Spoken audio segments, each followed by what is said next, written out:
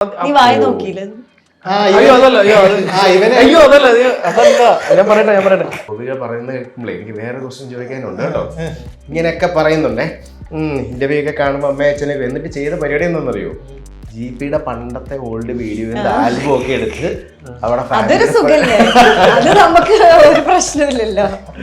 അതെന്ന് ഉള്ളിൽ ഉണ്ടായിരുന്നു എനിക്ക് ഇങ്ങനെ മറ്റേതുപോലെ ആവരുത്, ശിവൻ എന്ന് പറഞ്ഞ ക്യാരക്ടർ പോലെ വരരുത് എന്ന് ഉള്ളിലെ ചെയ്തുകൊണ്ടിരിക്കുമ്പോഴൊക്കെ ഉണ്ടായിരുന്നു. ഞാൻ ഇവന്റെ അടുത്ത് ചോദിക്കുമ്പോൾ അച്ചോട്ടാ എടാ ശിവൻ കയറി വരുന്നുണ്ടോ, ശിവൻ കയറി വരുന്നുണ്ട്. അപ്പൊ അത് ഉള്ളിലുണ്ടായിരുന്നു എന്റെ. നമ്മൾ ശിവാഞ്ജലിയുടെ ഒരു ഓഡിയൻസിനെ മെയിൻ കണ്ടുകൊണ്ടാണ് നമ്മൾ ഈ ഷോർട്ട് ഫിലിം ഡെവലപ്പ് ചെയ്തത്. അപ്പോൾ അത് ഈ പറഞ്ഞ കണക്ക് നമ്മളെ കൊണ്ട് പറ്റുന്ന രീതിയിലൊക്കെ നമ്മൾ മാക്സിമം നന്നാക്കി ചെയ്യാൻ ശ്രമിച്ചിട്ടുണ്ട്. ബാക്കി അവർ കണ്ടിട്ട് പെണ്ണിനെ ഇഷ്ടമായോ? പെണ്ണിനെ ഇഷ്ടമായോ? ഇവനാണ് പോയി പെണ്ണിനോട് ചോദിക്കുക എന്നെ ഇഷ്ടായോ, പക്ഷെ ഇഷ്ടമല്ലെന്നല്ലേ പറഞ്ഞിട്ടുള്ളൂ. ഫെബ്രുവരിയിൽ കല്യാണം കഴിഞ്ഞിട്ട് ഷൂട്ട് ഉണ്ടാവും തന്നെയാ വിചാരിച്ചത്. ഫസ്റ്റ് ട്രിപ്പ് ഇങ്ങനെ ചേട്ടന്റെ കസിൻ ഉണ്ട്, അവരുടെ ഗിഫ്റ്റ് ആയിരുന്നു. പിന്നെ അങ്ങനെ അപ്പൊ തലയിറങ്ങി വീണു. പക്ഷെ സാറൊക്കെ എൻ്റെ അടുത്ത് പറഞ്ഞു പോയിക്കോ, പോയി റെസ്റ്റ് എടുത്തോ. പക്ഷെ നമുക്ക് അങ്ങനെ പോവാൻ തോന്നില്ല. ഇത്രയും ആൾക്കാർ അവിടെ കഷ്ടപ്പെട്ടുകൊണ്ടിരിക്കുമ്പോൾ ഞാൻ മാത്രം സുഖമായിട്ട് പോയി കിടന്ന് ഉറങ്ങാൻ എനിക്ക് പറ്റില്ലല്ലോ. ഞാൻ പറഞ്ഞു എനിക്കൊരു 10 മിനിറ്റ് കിടന്നാൽ മതി പറഞ്ഞിട്ട് അവിടെ ഒരു സ്റ്റേജിൽ പായ വിരിച്ചിട്ട് അവിടെ കുറച്ചു നേരം കിടന്നു.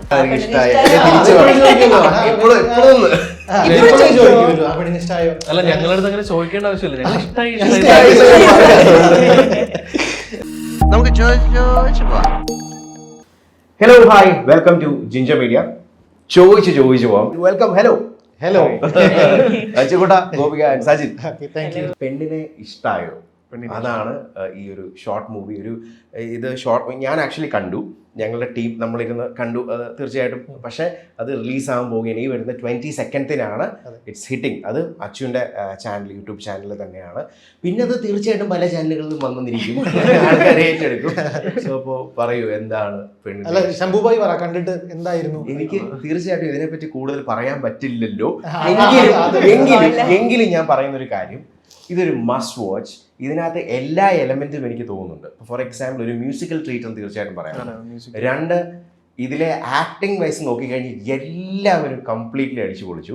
എസ്പെഷ്യലി സജിനൊക്കെ വേറൊരു സാധനമാണ് പിടിച്ചേക്കുന്നത്.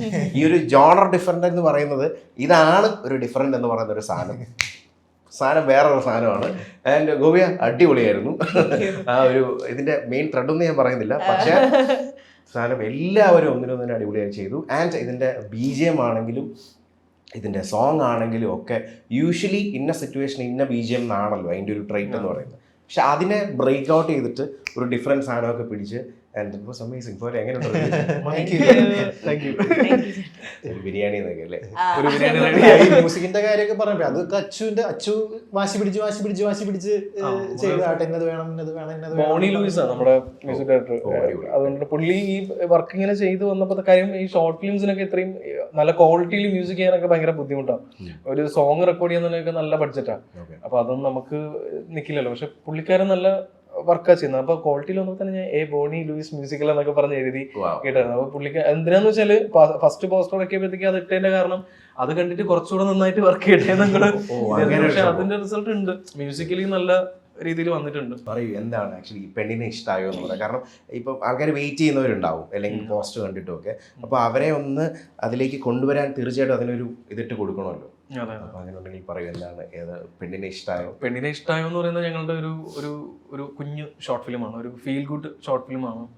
നമുക്ക് ക്യൂട്ടായിട്ട് ഇങ്ങനെ ചിരിച്ച് പറയുന്ന പോലെ കണ്ടുകൊണ്ടിരിക്കാൻ പറ്റുന്ന ഒരു കുഞ്ഞു ഷോർട്ട് ഫിലിമാണ്. ശരി, ഞാൻ പറഞ്ഞാൽ ഇത് ഭയങ്കര ഒരു വലിയ സ്റ്റോറിയോ അല്ലെങ്കിൽ ഭയങ്കര ചിന്തിക്കാനുള്ള കാര്യങ്ങളോ അങ്ങനത്തെ പരിപാടികളൊന്നുമില്ല.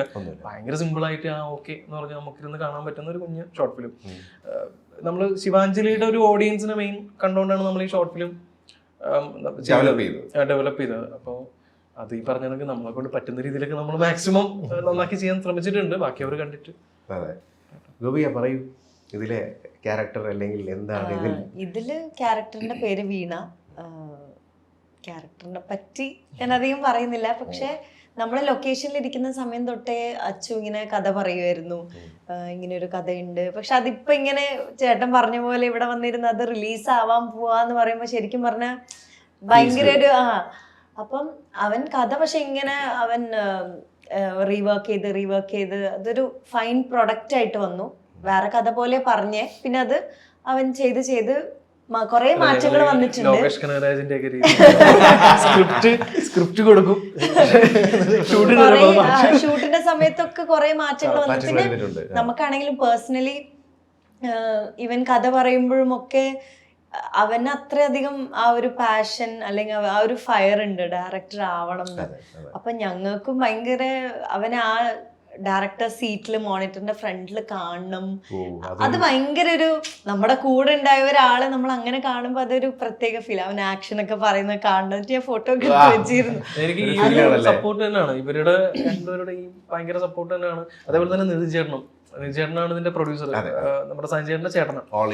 അപ്പൊ ഈ 3 പേരാണ് ശരിക്കും പറഞ്ഞ ഈ വർക്ക് ഭയങ്കരമായിട്ട് വർക്ക് ഇത്രയും എത്തിയിട്ടുണ്ടെങ്കിൽ 3 പേരാണ്. ഇപ്പൊ ഈ സഞ്ജയനും ബോബി ചേച്ചിയെന്ന് വെച്ചാൽ ഇതിപ്പം ഞാനിങ്ങനെ ഡയറക്ഷൻ ചെയ്യാൻ നിൽക്കുന്നു, അവർ അഭിനയിക്കാൻ നിൽക്കുന്നു, അങ്ങനല്ല, ഇത് അവരുടെ വർക്കാണ്.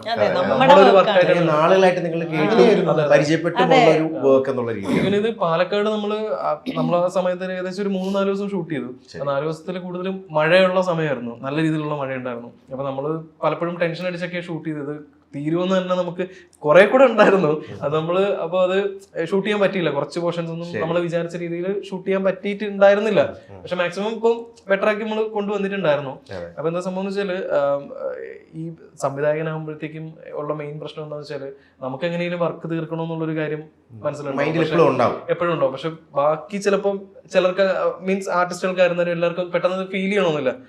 അപ്പൊ ഈ പറയുന്ന പോലെ തന്നെ നൈറ്റ് ഒക്കെ ഒരുപാട് 2 ടെൻഷനാ. ഒന്ന് ഷൂട്ട് ചെയ്യുന്നതിന്റെ ടെൻഷൻ, ചേച്ചി ഓക്കെ അല്ലേ, കുഴപ്പമില്ലല്ലോ. ഞാൻ പറഞ്ഞു നീ ഞങ്ങളുടെ കാര്യം നോക്കണ്ട, നീ നമ്മളെല്ലാത്തിനും സപ്പോർട്ട് ആയിട്ടുണ്ട്. ഷൂട്ട് ചെയ്തപ്പോഴത്തേക്കും ഇത് വെളുപ്പങ്കല 5 മണി വരെ ഷൂട്ട് ചെയ്തു. കഴിഞ്ഞ ദിവസം തലേദിവസം രാവിലെ തുടങ്ങിയതാ, പിറ്റേ ദിവസം വെളുപ്പങ്കല 5 മണി വരെ പൊക്കൊണ്ടിരിക്കുക. അപ്പം ബോബി ചേച്ചി സീക്വൻസ് എടുത്തോണ്ടിരിക്കുന്നത്. പുള്ളിക്കാരിക്ക് ഈ പറയുന്ന ചെറിയ കുറച്ച് ഹെൽത്ത് ഇഷ്യൂസ് ഉണ്ടായിരുന്നു ആ സമയത്ത്. അപ്പൊ അത് എന്റെ അടുത്ത് പറയണ്ടെന്ന് പറഞ്ഞിട്ട് സഞ്ജയന്റെ അടുത്ത് പറഞ്ഞു. അപ്പൊ അങ്ങനെയൊക്കെ അവര് ഈ പറഞ്ഞ രണ്ടുപേരും അതുകൊണ്ടാണ് ഈ വർക്ക് ഇത്രയും നമുക്കൊരു തീർക്കാൻ പറ്റിയത്. നമ്മുടെ വർക്കാണല്ലോ, നമ്മൾ അവിടെ പോയി പറയേണ്ട ആവശ്യം. ഇത് ജനിച്ചപ്പോ മുതല് ഇതിന്റെ തോട്ട് വന്നപ്പോ തൊട്ട് നമ്മളെല്ലാവരും ഒരുമിച്ച് അതുകൊണ്ട് നമുക്കത് പെർഫോം ചെയ്യാൻ ഇവർക്ക് അറിയാം. ഓക്കെ, ഇത് ഇതിലാണ് എന്നൊക്കെ ഉള്ളൊരു കാര്യം അറിയാം, മീറ്റർ എല്ലാം കറക്റ്റ് അറിയാം. പിന്നെ എന്തെങ്കിലുമൊക്കെ ഒരു എക്സ്ട്രാ എന്തെങ്കിലും ഇങ്ങനെ കൂടെ വന്നാൽ കൊള്ളാന്നൊക്കെ ഉള്ള അഭിപ്രായങ്ങൾ മാത്രം പറഞ്ഞിട്ടുണ്ട്. നമ്മൾ കണ്ട ഒരു സജിനെ വെച്ച് നോക്കുമ്പോൾ ഇതിൽ ഒരു വേറൊരു പരിപാടി പിടിച്ചതായിട്ട് നമുക്ക് തോന്നുന്നുണ്ട്. അത് പറയും. അതിങ്ങനെ അതെന്ന് ഉള്ളിൽ ഉണ്ടായിരുന്നു. എനിക്ക് ഇങ്ങനെ മറ്റേതുപോലെ ആവരുത്, അല്ലെങ്കിൽ ശിവൻ എന്ന് പറഞ്ഞ ക്യാരക്ടർ പോലെ വരരുത് എന്ന് ഉള്ളിലെ ചെയ്തുകൊണ്ടിരിക്കുമ്പോഴൊക്കെ ഉണ്ടായിരുന്നു. ഞാൻ ഇവന്റെ അടുത്ത് ചോദിക്കുമ്പോൾ ടച്ചോട്ടാ എടാ ശിവൻ കയറി വരുന്നുണ്ടോ, ശിവൻ കയറി വരുന്നുണ്ട്. അപ്പൊ അത് ഉള്ളിലുണ്ടായിരുന്നു എൻ്റെ. പിന്നെന്താ, പ്രസാദ് എന്നാണ് പേര്, പോലീസ് കോൺസ്റ്റബിൾ ആണ്. രണ്ടും ദേഷ്യമുള്ള ക്യാരക്ടേഴ്സ് ആണല്ലോ. ഈ പ്രസാദ് ആയിരുന്നാലും ഈ ശിവനായിരുന്നാലും ദേഷ്യമുള്ള ക്യാരക്ടേഴ്സ്. പക്ഷെ ഇതില് കുറച്ചുകൂടെ ഒരു പ്രസാദിന്റെ ദേഷ്യം മറ്റ് ഭയങ്കര ജെന്യൂൻ ആയിട്ടുള്ള, ശിവൻ ജെന്യൂൻ അല്ലെന്ന് കേട്ടോ, കുറച്ചുകൂടെ ഒരു വേറൊരു രീതിയിലാണ് എക്സ്പ്രസ് ചെയ്യുന്ന രീതി ഡിഫറെന്റ് ആയിട്ടുള്ള രീതിയിലാണ്. ഈ ഒരു ടീം തന്നെ എത്രയോ ഇന്റർവ്യൂസ് എടുത്തിട്ടുണ്ട് അല്ലേ. അപ്പോൾ ഈ ചില ആൾക്കാരെ ഇന്റർവ്യൂസ് എടുത്തു കഴിഞ്ഞാൽ അത് രണ്ടാമത് നമ്മൾ ഇന്റർവ്യൂ പോയി കഴിയുമ്പോൾ അതിന് ചിലപ്പോൾ റീച്ച് അതുപോലെ തന്നെ വരണമെന്നില്ല. പക്ഷേ നിങ്ങളുടെ ഒരു ടീം അല്ലെ, സാന്ത്വനം ടീം എന്നൊക്കെ പറയുമ്പോൾ ആൾക്കാർക്ക് വീണ്ടും ഇടയ്ക്കൊരു ബ്രേക്ക് വന്നിരുന്നു. അപ്പോൾ വീണ്ടും കാണാനും, അല്ലെങ്കിൽ ഇത് ആദ്യം ആക്ച്വലി തമിഴിലായിരുന്നല്ലോ, പിന്നെ അത് റീമേക്ക് പരിപാടി. പക്ഷെ എന്നിട്ടും ഈവൻ അവിടെ ഉള്ളവർ തന്നെ നിങ്ങളുടെ വീഡിയോ എടുത്തിടുന്നു. അല്ലെങ്കിൽ ആ ഒരു നിങ്ങൾ എപ്പോഴെങ്കിലും നമ്മൾ ഇന്റർവ്യൂ എടുത്തപ്പോൾ ഈ ഒരു ക്വസ്റ്റ്യൻ ചോദിച്ചിട്ടില്ല, നിങ്ങൾ എപ്പോഴെങ്കിലും ഓർത്തിരുന്നു ഇത് ആക്ച്വലി ഇത് എന്തുകൊണ്ടായിരിക്കും ഇത്രയും ഒരു ബൂമിലേക്ക് പോകുന്നത്, അല്ലെങ്കിൽ ഇങ്ങനൊരു അക്സെപ്റ്റൻസ് കിട്ടുക എന്ന് പറയുന്നത്? നിങ്ങൾ തമ്മിൽ സംസാരിച്ചിട്ടില്ലേ ഇതിന്റെ? എന്താ നടക്കണേന്നാ ചോദിച്ചിട്ടില്ല, എങ്ങനെയാണ്. പിന്നെ അത് ക്രെഡിറ്റ് സത്യം പറഞ്ഞാൽ ആദിത്യൻ സാറിന്റെ സ്ക്രിപ്റ്റ്, പള്ളാശ്ശേരി സാറ്, എനിക്ക് തോന്നുന്നു അവരുടെ ഡയലോഗ്, നമ്മളിപ്പോ അഭിനയിക്കുന്നു, ഡയലോഗ്സ് പറയുന്നത് നാച്ചുറൽ ആവുന്നത് സ്ക്രിപ്റ്റ് നാച്ചുറൽ ആയതുകൊണ്ടാണല്ലോ. അതുപോലെ തന്നെ ഇപ്പം ആദിത്യ സാറും പള്ളാശ്ശേരി സാറും ഉണ്ട്. അതുപോലെ നിങ്ങൾ അധികം കണ്ടിട്ടുണ്ടോ എന്ന് എനിക്കറിയില്ല. കാര്യം ഞാൻ ആ തുടക്ക സമയത്തൊക്കെ സ്റ്റുഡിയോയിൽ ഡബ് ചെയ്യാൻ പോകുന്ന സമയത്തൊക്കെ എപ്പോഴും രഞ്ജിത്ത് സാർ അവിടെ ഉണ്ട്.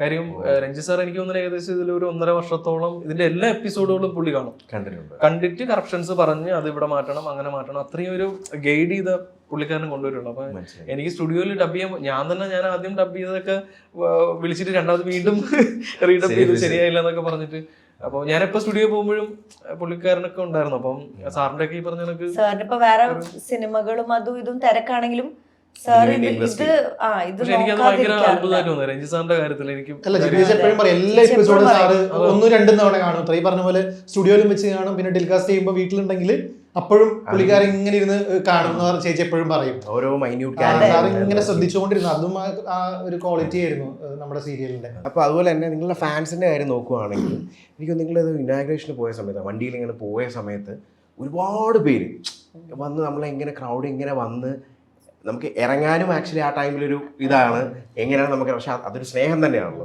അത് നിങ്ങൾ ഒരുമിച്ച് പോയപ്പോഴാണ്? ഞങ്ങൾ രണ്ടുപേരും ഫസ്റ്റ് ഇനോഗ്രേഷൻ ആയിരുന്നു. അപ്പം സത്യം പറഞ്ഞാൽ ഇറങ്ങണം എന്നുണ്ട്, പക്ഷെ ഇറങ്ങാൻ പറ്റുന്നില്ല.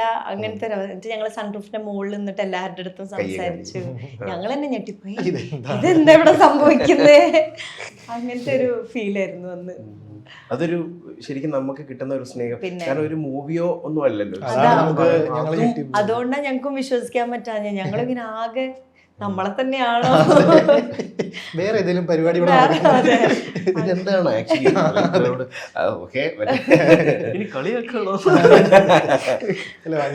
ഞെട്ടിപ്പോയിരുന്നു ശരിക്കും. അവിടുത്തെ ആൾക്കാരെ കണ്ടിട്ട് ഞെട്ടിപ്പോയി. അതുപോലെ തന്നെ ഇപ്പം പെണ്ണിനെ ഇഷ്ടമായോ എന്നുള്ള ഇപ്പം ഇറങ്ങാൻ പോകുന്ന ഷോർട്ട് മൂവിയുടെ തന്നെ അതിലൊരു മ്യൂസിക് ഒരു സോങ് ഉണ്ടല്ലോ. ആ സോങ്ങിന്റെ സിറ്റുവേഷൻ ഞാൻ പറയുന്നില്ല തൽക്കാലം.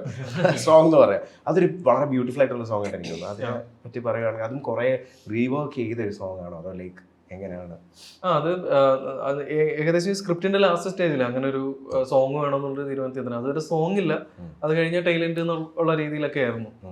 പക്ഷെ ഇവര് രണ്ടുപേരും എന്തായാലും കയ്യിൽ കിട്ടാണല്ലോ. അപ്പൊ എന്തായാലും നമുക്ക് മാക്സിമം പണിയെടുപ്പിക്കല്ല, മാക്സിമം എന്തെങ്കിലും മീൻസ് എന്നെ കൊണ്ട് ചെയ്യാൻ പറ്റുന്നതിന്റെ മാക്സിമം ഇവരിൽ നിന്നൊരു ഔട്ട്പുട്ട് എടുക്കുന്ന എനിക്ക് ഉണ്ടായിരുന്നു.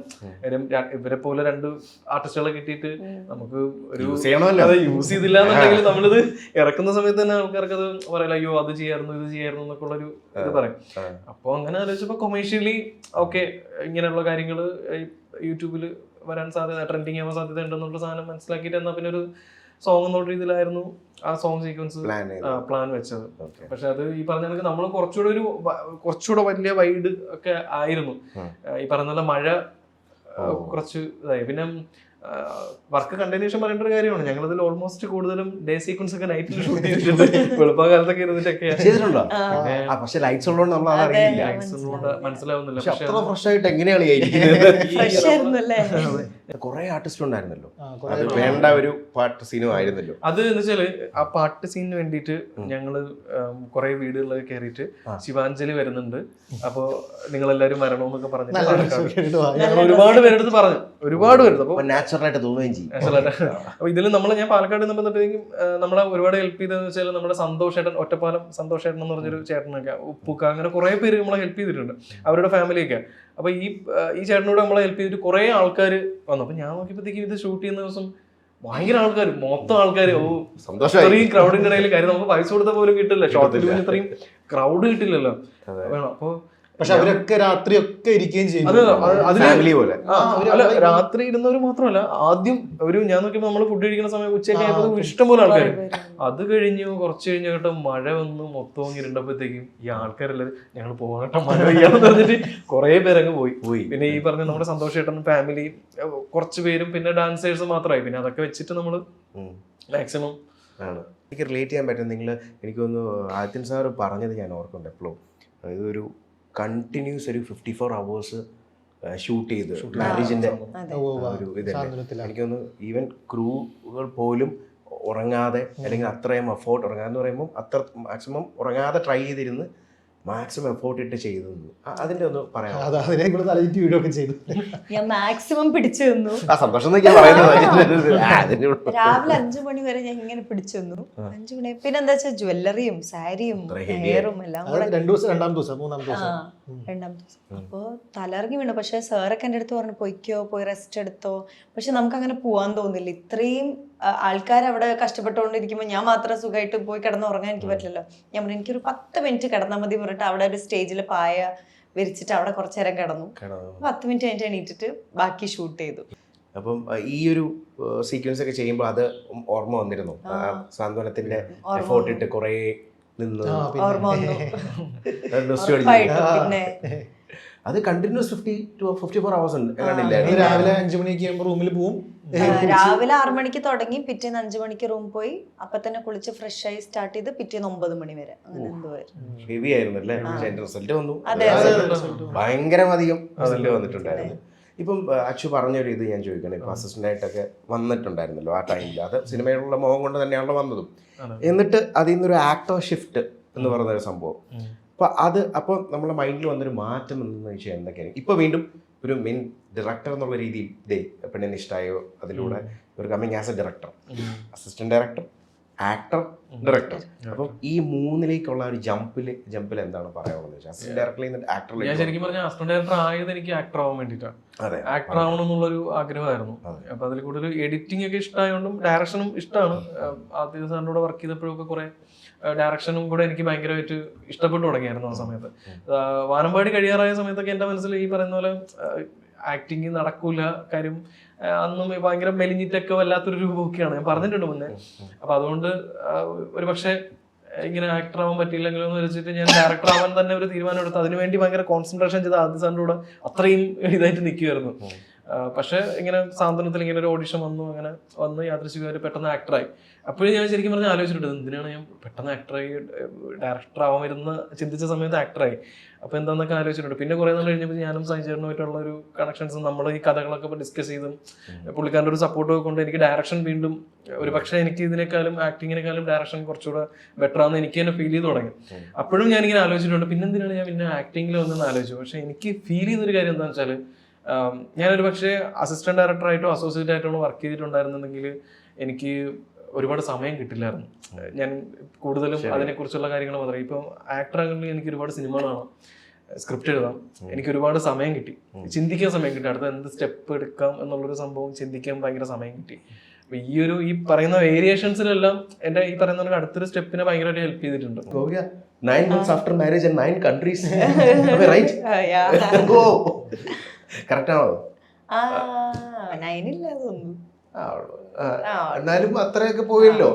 അതെ, കുറെ ട്രാവൽ ചെയ്തു. അത് നിങ്ങളുടെ ഒരു ഡ്രീം തന്നെയായിരുന്നു ആഫ്റ്റർ മാരേജ് ഇങ്ങനെ? ഇല്ല, അങ്ങനെയൊന്നും ആയിരുന്നില്ല. കാരണം ഞാൻ ഷൂട്ട് ഉണ്ടാവും തന്നെയാ വിചാരിച്ചത്. സാന്ത്വനം കഴിയുന്നപ്പോ പ്ലാൻ ഇല്ലായിരുന്നല്ലോ. അപ്പം ഫെബ്രുവരിയിൽ കല്യാണം കഴിഞ്ഞിട്ട് ഷൂട്ട് ഉണ്ടാവും തന്നെയാ വിചാരിച്ചത്.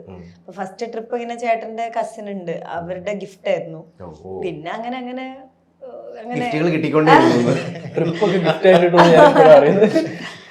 അങ്ങനെ പിന്നെ ഓരോ ട്രിപ്പ് പോയി. പിന്നെ ഫാമിലി ആയിട്ട് 2 ഫാമിലിയും കൂടെ പോയി, കസിൻസിന്റെ എല്ലാവരുടെയും കൂടെ പോയി. അങ്ങനെ ഓരോ ട്രിപ്പ് വന്നു. ഞങ്ങൾ അധികം ട്രിപ്പ് പോകുമ്പോൾ മറ്റേ തീം പാർക്സ്, അഡ്വഞ്ചർ പാർക്സിലൊക്കെ പോകാൻ ഭയങ്കര ഇഷ്ടമാണ് രണ്ടുപേർക്കും. വേറെ പേടിക്കേണ്ട ആവശ്യമില്ല. പേടിയില്ല, ഇത് മറ്റേ ശരിക്കുള്ള അഡ്വഞ്ചർ, സേഫ് ആയിട്ടുള്ള അഡ്വഞ്ചർ. ഇത്രയും കൺട്രീസ് പോയതില് one of the best country എനിക്ക് ബെസ്റ്റ് എന്ന് പറയുമ്പോ എനിക്ക് ഏറ്റവും ഇഷ്ടപ്പെട്ടത് നേപ്പാളിൽ പോയിരുന്നു ഫസ്റ്റ് ട്രിപ്പ്. പിന്നെ ഫസ്റ്റ് ട്രിപ്പ് അതാണ്. അപ്പൊ നമുക്ക് കുറച്ചും കൂടെ ഒരു ഞങ്ങളുടെ ഇടയിലുള്ള ബോണ്ടിങ് ആണെങ്കിലും അല്ലെങ്കിൽ എല്ലാത്തിനും നമുക്കൊരു പ്രത്യേക ഫീൽ ഉണ്ടാവുമല്ലോ. അപ്പൊ നേപ്പാൾ ഇഷ്ടപ്പെട്ടു, എല്ലാം ഇഷ്ടപ്പെട്ടു, എല്ലാത്തിനും ഓരോരോ വൈബ്. ഇപ്പൊ ദുബായ് ആണെങ്കിൽ വേറെ ഫീൽ, പക്ഷെ നേപ്പാള് എനിക്കിഷ്ടമായി. ഈ മൂവിയുടെ പേര് ഇതിനു മുമ്പ് സ്കൂളിൽ പഠിക്കുമ്പോഴോ അല്ലെങ്കിൽ ഇതിനു മുമ്പ് കേട്ടൊരു ഫ്രണ്ട്സ് എങ്ങാനും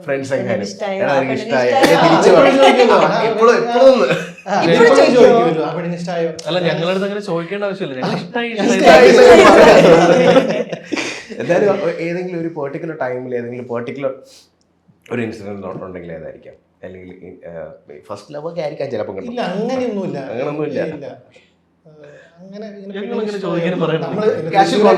അങ്ങനെ തൃശ്ശൂരൊക്കെ ഇങ്ങനെയുണ്ട്, അങ്ങനെയല്ലേ നോക്കാം, അങ്ങനെയല്ലേ പേരത് വെക്കായിരുന്നു. പക്ഷെ ആ ടൈം മിസ് ചെയ്യുന്ന പോലെ തോന്നുന്നുണ്ട്. കാരണം ഇപ്പൊ നമ്മള് സ്കൂളിലൊക്കെ പഠിക്കുന്ന ടൈമില് ഇപ്പൊ ആ ടൈമിൽ ഇപ്പൊ ഇൻസ്റ്റാഗ്രാം ഇല്ല, അല്ലെങ്കിൽ അല്ലേ അങ്ങനെയുള്ള സംഭവം, ഫോണ്.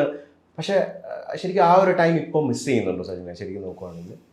എനിക്ക് കോളേജിനേക്കാളും അല്ലെങ്കിൽ പ്ലസ് ടുവിനേക്കാളൊക്കെ ഇപ്പോഴും ഇഷ്ടം സ്കൂൾ ലൈഫായിരുന്നു. കോളേജിലേക്കാളും എൻജോയ് ചെയ്തിട്ടുള്ളത് ഞാൻ സ്കൂൾ ലൈഫിലായിരുന്നു. അപ്പം എനിക്ക് കോളേജും പ്ലസ് ടു ഒക്കെ മിസ് ചെയ്യുന്നേക്കാളും കൂടുതൽ സ്കൂള് തന്നെയാണ്. സ്കൂളിലെ കാര്യങ്ങളും അപ്പൊ പഠിച്ചുകൊണ്ടിരുന്ന കാര്യങ്ങൾ തന്നെയാണ് കൂടുതൽ മിസ് ചെയ്യുന്നത്. അവിടുത്തെ ഫ്രണ്ട്സ്, ആ ഒരു ഓർബിറ്റ് അല്ലെങ്കിൽ നിങ്ങൾ അടിച്ചു പൊളിച്ചു. എന്റെ ഫ്രണ്ട്സ് ഇപ്പോഴും എന്റെ കൂടെ 1ാം ക്ലാസ്സിലും 2ാം ക്ലാസ്സിലും പഠിച്ച ആൾക്കാർ തന്നെ എപ്പോഴും എന്റെ ഫ്രണ്ട്സ് ബഡീസ് ആയിട്ടിരിക്കും. ഡയറക്ടർ തന്നെ ചോദിക്കും, ഈ പേരിട്ടത് ഡയറക്ടർ ആണല്ലോ അല്ലേ? ഡയറക്ടർ തന്നെയല്ലേ പേരിട്ടത്? അച്ചു തന്നെയല്ലേ? പെണ്ണിനെ ഇഷ്ടമായോ? പെണ്ണിനെ ഇഷ്ടമായോ? ഇവനാണ് പോയി പെണ്ണിനോട് ചോദിക്കുക എന്നെ ഇഷ്ടായോ? കുഴപ്പമില്ലെന്നല്ലേ? പക്ഷെ ഇഷ്ടമല്ലെന്നല്ലേ പറഞ്ഞിട്ടുള്ളൂ. അതുകൊണ്ട് പ്രത്യേകിച്ച് നമ്മളുടെ അടുത്ത് പെണ്ണിനെ ഇഷ്ടമായെന്നാലും ചോദിക്കാൻ നിൽക്കില്ല. ഇപ്പം ഇതെല്ലാം നിങ്ങൾ ഒരുമിച്ച് ചെയ്തിട്ട് ഇപ്പോൾ പെണ്ണിനെ ഇഷ്ടമായോ എന്ന് പറയുന്ന ഒരു ഷോർട്ട് മൂവിയിൽ വന്ന് നിൽക്കുന്നു. അപ്പം നോക്കുമ്പോൾ ഇത്രയും കുറേ ക്യാരക്ടേഴ്സ് ചെയ്തു. അപ്പം അങ്ങനെ ഒരു ഫസ്റ്റ്, ഇപ്പോഴും നമ്മളുടെ ഒരു ഫസ്റ്റ് ചെയ്തൊരു സംഭവം ഗോപികയെ സംബന്ധിച്ച് നോക്കുമ്പോൾ കുഞ്ഞാരും നമ്മളുടെ ചെയ്ത് വന്നതാണ്. എന്നാലും ചോദിക്കുക, അങ്ങനെയാണെങ്കിൽ സജിൻ ഏതായിരിക്കും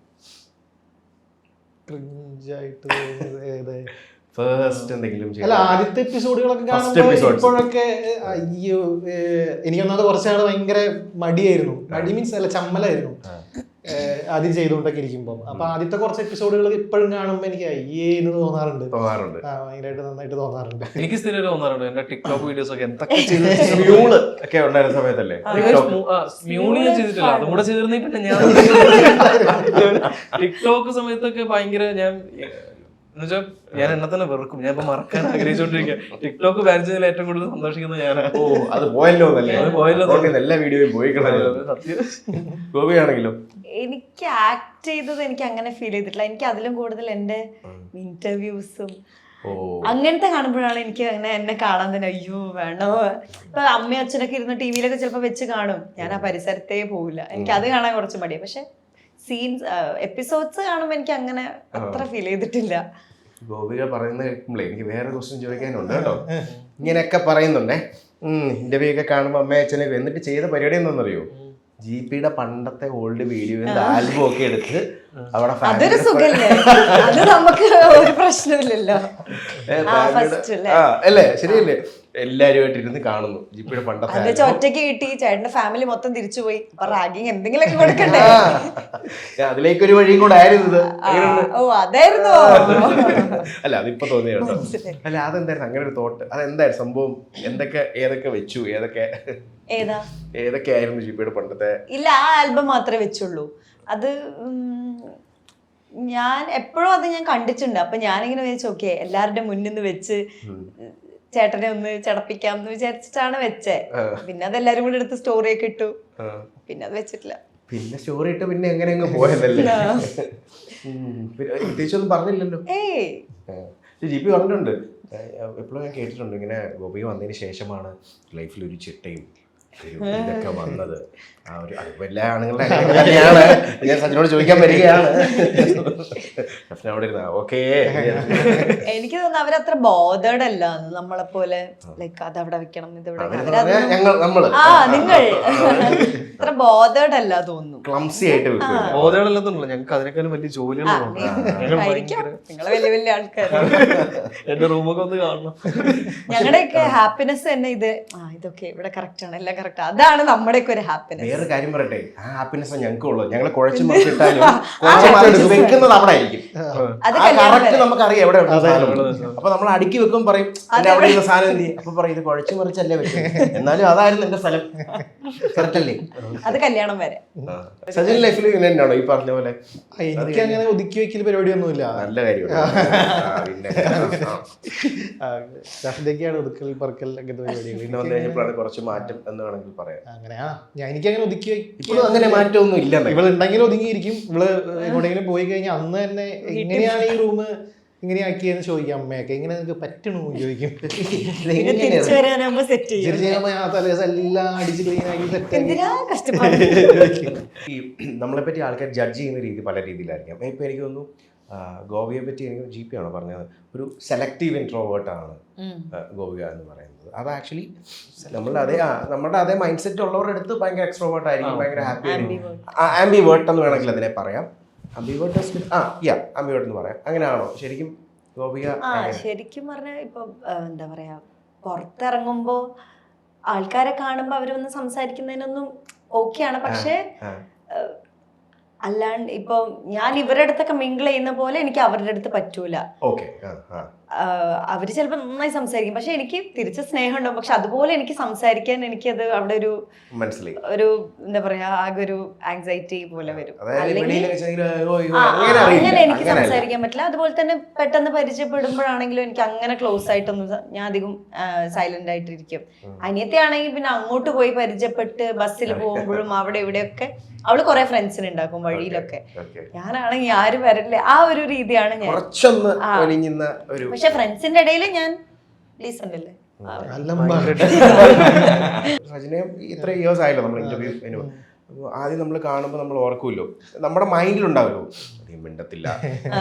പിന്നെ പിന്നെ ഈ ഓരോ അത് കഴിഞ്ഞ് ഷഫ്നയായിട്ടുള്ള ഇന്റർവ്യൂ ഉണ്ട്, നിങ്ങൾ ഒരുമിച്ചുണ്ട്. ഓരോ ഇന്റർവ്യൂ കഴിയുമ്പോഴും സച്ചിൻ ഇങ്ങനെ മാറിക്കൊണ്ടിരിക്കുന്നു. സജിൻ പിന്നെ ലാസ്റ്റ്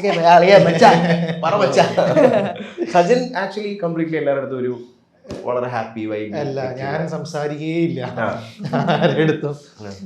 ഞാൻ അത്രയും കമ്പനിയായ മാത്രം കമ്പനി ആവാനും പക്ഷെ സമയം എടുക്കും, കുറെ ചിലപ്പോൾ ദിവസങ്ങളൊക്കെ എടുക്കും. അങ്ങനെയാണ്. അല്ലെങ്കിൽ പുതിയ സ്ഥലത്തേക്ക് പോയി കഴിഞ്ഞാൽ ഭയങ്കര ബുദ്ധിമുട്ടാണ് എനിക്ക്. എനിക്ക് ഒരാളുടെ അടുത്ത് പോയി സംസാരിക്കാനും പരിചയപ്പെടാനും ഒക്കെ എനിക്ക് ഞാനിങ്ങനെ ഒതുങ്ങി മാറി നിൽക്കുള്ളൂ. ഞാനും ഒക്കെ അങ്ങനെയാണ്. ഞാൻ ഭയങ്കര ഇൻട്രോവേർട്ട് ആണ്.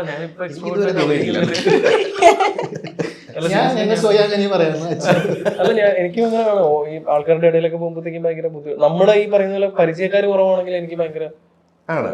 ഓക്കെ, ഈ ഡിപ്ലോമാറ്റിക് ആയിട്ട് നിൽക്കുക എന്ന് അങ്ങനെ സംഭവം ഉണ്ടോ സച്ചിന്? അല്ലെങ്കിൽ ഇപ്പൊ ഒരു നോ പറയണമെങ്കിൽ അത് ഭയങ്കര ബുദ്ധിമുട്ടാണ്. അത് ദൂഷ്യം ചെയ്തില്ലേ? പിന്നെ പ്രത്യേകിച്ച് പെണ്ണിനെ ഇഷ്ടമായാലും നോ പറയാൻ പഠിച്ചിട്ട് എക്സ്ക്ലൂസീവ്. അങ്ങനെയല്ല ഞാൻ പറഞ്ഞു എന്നെ അങ്ങനെ വെക്കുക ചെയ്ത് കഴിഞ്ഞാൽ ഞാൻ ക്യാമറയുടെ മുമ്പിൽ വന്ന് അങ്ങോട്ട് ഇങ്ങോട്ട് ഓടും എന്ന് പറയും. ആണല്ലേ? ശരിക്കും പറഞ്ഞാൽ ഇത് എന്റെ ഒരു വാശിയായിരുന്നു. എനിക്ക് ഇവർ രണ്ടുപേരെയും വെച്ചിട്ടെന്നുള്ളതല്ല, എനിക്ക് സജിൻ ചേട്ടനെ വെച്ച് എന്റെ ഫസ്റ്റ് വർക്ക് ചെയ്യണമെന്ന് ഭയങ്കര വാശിയായിരുന്നു. കാര്യം എന്ന് വെച്ചാല് ഞാൻ കുറെ നാള് മുന്നേ ഒരു ഇന്റർവ്യൂ എടുക്കാൻ വേണ്ടി ഒരു ആർട്ടിസ്റ്റിന്റെ അടുത്ത് പോയപ്പോ ആർട്ടിസ്റ്റ് എന്നോട് പറഞ്ഞു, എന്റെ ഇക്കയോട് ചോദിച്ചിട്ട് പറയണം. ഇക്കയോ എന്ന് പറഞ്ഞിട്ട് ഞാൻ സെർച്ച് ചെയ്ത് നോക്കിയപ്പോഴത്തേക്കാണ് സജിൻ ചേട്ടനെ ഞാൻ ആദ്യമായിട്ട് കാണുന്നത്. സാന്ത്വനത്തിനൊക്കെ മുന്നേ ഞാൻ ഒരു ഇന്റർവ്യൂ ചാനൽ ഉണ്ടായിരുന്നു. ചാനലിന്റെ പേര് തന്നെ ഭയങ്കര വൃത്തിയായിരുന്നു, ഇളങ്കാറ്റ്. എന്റെ അടുത്ത് ഷഫ്നയുടെ നീ പോയിട്ടാ പോയിട്ട് എനിക്ക് അവിടെ വിളിച്ചിരുന്നു, ഇക്ക ഒരു യൂട്യൂബ് ചാനലിൽ നിന്ന് ഇന്റർവ്യൂവിന് വന്നിട്ടുണ്ട്. അവൻ യൂട്യൂബ് ചാനൽ ഏതാ ചാനൽ? ഇളങ്കാറ്റ്. പടത്തിന്റെ പേര് പോലെ ഉണ്ട്, വേണ്ട ഇളങ്കാറ്റ്. ഞാനത് എന്നോട് പറഞ്ഞിട്ടുണ്ട്. ഞാൻ നിന്റെ പേര് എന്റെ ഭാഷയായിരുന്നു. ഞാനത് റിലീസ് ചെയ്യുന്നത് അതേ ചാനൽ തന്നെ ഇപ്പൊ റിലീസ്. ഇതറിഞ്ഞിരുന്നെങ്കിൽ അത് വന്നു, അത് അങ്ങനെ ചോദിച്ചു, എന്നിട്ട് കൊടുത്തില്ല. പക്ഷെ ഈ ഇളങ്കാറ്റ് എന്ന് പറഞ്ഞ പേര് ഭയങ്കര ആർക്കും ഇഷ്ടപ്പെട്ടിട്ടില്ല. എന്റെ അടുത്തൊരു ആക്ടർ, ഒരു സീരിയൽ അഭിനയിക്കുന്ന ആക്ടർ അടുത്ത് എന്താണ് ചാനലിന്റെ പേര് എന്ന് വെച്ചപ്പോഴത്തേക്ക് ഇളങ്കാറ്റ് എന്ന് പറയുന്നത് എന്തൊരു തൊണ്ടോടത്തിന്റെ പേര്. അല്ല, സീരിയസ്ലി അങ്ങനെ പറഞ്ഞിട്ടുണ്ട്. എന്റെ മുഖത്ത് പറഞ്ഞ അല്ലേട്ടാ അതൊരു. പക്ഷെ അപ്പോഴും ഈ പേര് ഭയങ്കരമായിട്ട് ഇഷ്ടപ്പെട്ടിരുന്ന ഒരു മനുഷ്യൻ എന്റെ ലൈഫിലുണ്ടായിരുന്നു, എന്റെ അച്ഛൻ. അച്ഛനോട് അച്ഛൻ ഞാൻ യൂട്യൂബ് ചാനൽ തുടങ്ങാണ്, പേര് എന്താണ് പേര്, നിങ്ങൾ എന്തെങ്കിലും ഇതായിട്ടുള്ള ഇപ്പോഴത്തെ പേരായിരിക്കും പറഞ്ഞു വെച്ചാൽ ഇളങ്കാറ്റ്. മലയാളത്തിലൊക്കെ പേര് കേട്ട അച്ഛൻ കവിതയൊക്കെ വരുന്നത് കൊടുങ്കാറ്റായി മാറുമെന്നൊക്കെ വിചാരിച്ച എന്നിട്ട് അങ്ങനെ അത് കൊടുത്തില്ല. പിന്നെ നിങ്ങളുടെ ഒരു എങ്ങനെയായിരുന്നു പിന്നെ നിങ്ങൾ മീറ്റ് ചെയ്തത്? അത് കഴിഞ്ഞ് അപ്പൊ മൈൻഡിലുണ്ട്, അപ്പൊ മൈൻഡിൽ ഇത് കിടപ്പുണ്ട്, എനിക്ക് തന്നില്ല ഇന്റർവ്യൂ എന്നുള്ള മൈൻഡിൽ തീർച്ചയായിട്ടും ഉണ്ട്. അത് കഴിഞ്ഞ് പിന്നെ സാന്ത്വനത്തിലാണ് ഡയറക്റ്റ് നിങ്ങൾ. പിന്നെ ഞങ്ങൾ സാന്ത്വനത്തില്. പക്ഷെ അന്ന് നിനക്ക് അറിയില്ലായിരുന്നല്ലോ ഷഫ്ന ചേച്ചി കല്യാണം കഴിച്ചത്, നീ വായ നോക്കിയില്ല. അയ്യോ അതല്ല ഞാൻ പറയട്ടെ. എന്റെ ഒരു ഫ്രണ്ട് ഉണ്ടായിരുന്നു, അല്ല എന്റെ ഒരു ഫ്രണ്ട് ഉണ്ട്. അവന് എന്ന് വെച്ചാല് നമ്മള് ഈ ചെറിയ പ്രായത്തിലൊക്കെ നമ്മൾ, അതായത് ഇപ്പൊ നമ്മളെക്കാൾ ഏജ് കൂടുതലായിരിക്കും ഇവർക്കൊക്കെ. അപ്പൊ നമ്മള് സിനിമയിൽ കാണുമ്പോൾ ഇപ്പം കഥ പറയാൻ ബോർഡിലൊക്കെ കാണുമ്പോൾ ചേച്ചി ഒരു ടീനേജ് ഇതാണല്ലോ, നസ്രിയ നസീമൊക്കെ അങ്ങനെ. അപ്പൊ നമ്മളിങ്ങനെ ഇത് കാണുമ്പോഴത്തേക്ക് ഞാൻ നസ്രിയ നസീമിനെ കെട്ടും, അപ്പൊ അവൻ പറയുന്നത് ഞാൻ മറ്റേ ഷഫ്ന അങ്ങനെയൊക്കെ പറഞ്ഞിട്ടുണ്ട്. അപ്പൊ നമുക്കറിയില്ല കല്യാണം കഴിഞ്ഞു എന്നുള്ള കാര്യം അറിയില്ല. അപ്പൊ ഇക്കേരുടെ അടുത്ത് ചോദിക്കട്ടെന്ന് പറഞ്ഞതിന് ശേഷം ഞാൻ ഗൂഗിളിൽ സെർച്ച് ചെയ്തപ്പോഴാ കല്യാണം കഴിച്ചു പുള്ളിക്കാരി. അപ്പൊ ഞാൻ അവനെ വിളിച്ച് പറഞ്ഞു ആരോടാന്നൊക്കെ ചോദിച്ചിട്ട് അങ്ങനെയൊക്കെ സംഭവിച്ചിട്ടുണ്ട്. ഉടനെ ഗോപി നീ വായിക്കില്ലേ സത്യം പറഞ്ഞ. അപ്പൊ എന്തായാലും ഇത് ഹിറ്റ് ആവട്ടെ. ഫൈനലി 2-3 ക്വസ്റ്റ്യൻ, ഷോർട്ട് ക്വസ്റ്റ്യനോടെ ചോദിക്കാം. ഓക്കെ, ഇതാണല്ലേ ലൈഫിൽ നടന്നിട്ടുള്ളത് വെച്ച് ഏറ്റവും വലിയൊരു ഫൈറ്റ് എന്തായിരിക്കാം, എപ്പോഴായിരിക്കാം? ഇപ്പൊ നടന്നുകൊണ്ടിരിക്കുന്നത് സാധനത്തിന് മുമ്പ് ഞാൻ വിചാരിച്ചു അപ്പോഴായിരിക്കും ഏറ്റവും വലിയ ഫൈറ്റ്. സാധനം കഴിഞ്ഞ് കഴിഞ്ഞ് ഇപ്പം മനസ്സിലായി ഇതാണ് ഇപ്പൊ നടന്നുകൊണ്ടിരിക്കുന്ന ശരിക്കുള്ള ഫൈറ്റ്. ഇതാണ് ഏറ്റവും അങ്ങോട്ടും ഇങ്ങോട്ടും ഉള്ള ഒരു വൻ ഫൈറ്റ്. കാര്യം എന്ന് വെച്ചാൽ നമ്മളിപ്പോ ഒരു മീഡിയയിലൊന്നും വരാത്ത ഫ്രഷ് ആയിട്ട് നമ്മളൊന്നും ചെയ്യാതിരിക്കുന്ന ആൾക്കാരാണ്. നമുക്ക് വേറെ വലിയ ടെൻഷൻസ് ഇല്ല. ഇതിപ്പോ നമ്മളൊരു സീരിയൽ കഴിഞ്ഞിട്ട് നിൽക്കുമ്പോൾ നമ്മൾ സിനിമ ചെയ്യാൻ വേണ്ടി നിൽക്കുമ്പോൾ അതിന് അതിൻ്റെതായിട്ടുള്ള ഒരു സമയമുണ്ട്, അത് വർക്കായി ഓണായി വരാൻ. അപ്പൊ അതിനു വേണ്ടി നമ്മളെല്ലാം വിട്ടെറിഞ്ഞ് നിൽക്കുകയാണ്. അപ്പൊ അത് എന്ന് ഓണാവാൻ പറ്റുമെന്നും നമുക്ക് അറിയില്ല. അപ്പൊ പക്ഷെ പുറത്തിറങ്ങുമ്പോൾ എല്ലാവർക്കും ഈ പറഞ്ഞ കണക്ക് വേറെ സീരിയൽ കിട്ടിയില്ല അല്ലെങ്കിൽ അങ്ങനത്തേക്കുള്ളൊരു ഇതാണ് എല്ലാവരും പറഞ്ഞ് മനസ്സിലാക്കണം എന്നൊക്കെയുള്ളൊരു സമയമാണ്. മറ്റേതായിരുന്നെങ്കിൽ പിന്നെ ആരും മൈൻഡ് ചെയ്യത്തില്ല, എന്തെങ്കിലുമൊക്കെ ചെയ്യട്ടെ എന്നൊക്കെ രീതിയിലായിരിക്കും. പക്ഷെ ഇപ്പൊ നീ ആർട്ടിസ്റ്റ് അല്ലേ, അഭിനയിച്ചൂടെ എന്നൊക്കെ ഉള്ള രീതിയിലായിരിക്കും. ഇപ്പൊ ഒരു വാല്യൂ അല്ലെങ്കിൽ നമ്മളെ ഒരു റെക്കഗ്നൈസ്ഡ് പേഴ്സൺ എന്നുള്ളൊരു സംഭവം ഉണ്ടല്ലോ. അപ്പൊ നമുക്കൊരു മിനിമം സ്റ്റാൻഡേർഡ് നമ്മൾ സെറ്റ് ചെയ്യണം എന്നുള്ള നമ്മുടെ ഒരു ദൗത്യമാണ്. അതാവട്ടെ. ഓക്കെ, ഏറ്റവും കൂടുതൽ നിങ്ങൾ ആ ഒരു സിറ്റുവേഷൻ എനിക്ക് ഓർക്കാനേ എനിക്ക് ഇൻട്രസ്റ്റഡ് അല്ല. അത് എങ്ങനെ ഞാൻ ആ സമയത്ത് അവിടെ നിന്നു, ചിലപ്പോൾ ചമ്പിപ്പോയതായിരിക്കാം, അല്ലെങ്കിൽ അങ്ങനെ ഏതെങ്കിലും ഒരു പെർട്ടിക്കുലർ ചിലപ്പോൾ ഒരു ഷോട്ട് എടുത്തതായിരിക്കാം, അല്ലെങ്കിൽ ആരെങ്കിലുമായിട്ട് സംസാരിച്ചപ്പോൾ പറ്റിയൊരു അബദ്ധമായിരിക്കാം. അതെനിക്ക് ഓർക്കാനേ വയ്യ എന്നുള്ളതുണ്ടെങ്കിൽ അതെന്തായിരിക്കും? നിങ്ങൾ ഒരുമിച്ച് പോയപ്പോൾ പറ്റിയ എന്തെങ്കിലും അമളിയാവാം. അമളി സ്ഥിരം പറ്റുന്നുണ്ടോ? ഏതാണ് മേ ബി ചിലപ്പോൾ കടയിൽ ഫുഡ് കഴിക്കാൻ പോയതായിരിക്കാം. എന്തുവാ അങ്ങനെ എനിക്കങ്ങനെ ഒന്നും ഓർമ്മ വരുന്നില്ല. ചിലപ്പോ ചില സിനിമക്കൊക്കെ ടിക്കറ്റ് എടുത്തിട്ടൊക്കെ വിചാരിച്ചിട്ടുണ്ട് കണ്ടായിരുന്നു എന്നൊക്കെ തോന്നി. അങ്ങനെയൊക്കെ നമ്മൾ വെച്ചിട്ടുണ്ട്. പക്ഷെ അതിന്റെ പേര് പറയാൻ പറ്റത്തില്ല. ഇല്ല, പേര് പറഞ്ഞില്ല. അങ്ങനെ കുറെ പറ്റിയിട്ടുണ്ടല്ലേ? അത് പറ്റാറുണ്ട്. ഞാനും സഹിച്ചേട്ടനും സിനിമകളെ ഭയങ്കരമായിട്ട് കീറി മുറിക്കും എന്ന് വെച്ചിട്ട് പ്രേക്ഷകർ ഷോർട്ട് ഫിലിം കീറി മുറിക്കണ്ട. ഇത് തന്നെ ഞങ്ങൾ എടുത്തിട്ട് അല്ല അങ്ങനെയല്ല. അല്ല ഞങ്ങളിങ്ങനെ ഒബ്സർവ് ചെയ്യാറുണ്ട്. അപ്പൊ പലപ്പോഴും പെർട്ടിക്കുലർ സിനിമ ഇഷ്ടമുള്ള സിനിമ, ആ സിനിമയിൽ ഇഷ്ടമുള്ള ഒരു സീൻ, ആ സീൻ ഞാൻ തന്നെ അഭിനയിച്ചൊന്ന് റീക്രിയേറ്റ് ചെയ്യണം. അതേ സീൻ ഞാൻ തന്നെ അച്ഛൻ തന്നെ ആ സിനിമയിൽ ഈ ക്യാരക്ടർ ചെയ്യണമെന്ന് ആഗ്രഹമുണ്ട് ഏതെങ്കിലും ഒരു ആക്ടറെ കൂടെ. എനിക്ക് സഞ്ജയനെ പറ്റിയിട്ട് അങ്ങനെ എനിക്ക് സഞ്ജയനെ ഒരു വേഷം ചെയ്യിപ്പിക്കണമെന്ന് തോന്നില്ല. അങ്ങനെയാണ് പറഞ്ഞത്, നമുക്ക് കേൾക്കാം. ഈ ആവേശം പോലെയൊക്കെയുള്ള ഒരു സിനിമയിൽ അങ്ങനത്തെ ഒരു ഇപ്പൊ ഫഹദൊക്കെ ചെയ്ത പോലത്തെ അങ്ങനത്തെ ഒരു ക്യാരക്ടറൊക്കെ എനിക്ക് അങ്ങനത്തെ ഒരു റോ പരിപാടിയൊക്കെ എനിക്ക് സഞ്ജയനെ കൊണ്ട് വരുന്നുണ്ട്. ഞാൻ അതിനകത്ത് അല്ല ഈ പറഞ്ഞ പോയിന്റ് എപ്പോഴാണെന്ന് എനിക്ക് ഫീൽ ചെയ്തത്. ഞാൻ കഥയൊന്നും പറയുന്നില്ല, പക്ഷെ തിരിച്ചത് കഴിഞ്ഞ് അംബാസഡറിലോട്ട് കയറി ഇരിക്കത്തില്ലേ, ചില നോട്ടങ്ങളുണ്ടല്ലോ, വേണം എനിക്കത് റിലേറ്റ് ചെയ്യാൻ പറ്റും.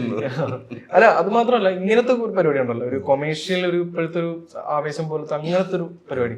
അപ്പൊ അത് ഈ പറഞ്ഞ കണക്ക് പുള്ളിക്കാരനെ കൊണ്ട് എനിക്ക് അങ്ങനെയൊക്കെ ചെയ്യിപ്പിക്കണമെന്നൊക്കെ എനിക്ക് ഭയങ്കര ആഗ്രഹമുണ്ട്. ഗോപിക്ക് എങ്ങനെ ഉണ്ടോ ഏതെങ്കിലും ഒരു പെർട്ടിക്കുലർ സീൻ, ഏതെങ്കിലും ഒരു മൂവി ഇതെനിക്ക് ചെയ്യാൻ പറ്റും ഏതെങ്കിലും ഒരു ആക്ടറുടെ കൂടെ അങ്ങനെ ഉണ്ടോ? ഇല്ല, എനിക്ക് അങ്ങനെ ഓക്കെ ഡൺ. എനിക്ക് ഗോപി ചേട്ടൻ വേണം നമ്മുടെ ജയ് ജയ് സിനിമയ്ക്കകത്ത് മറ്റേ ദർശനൊക്കെ.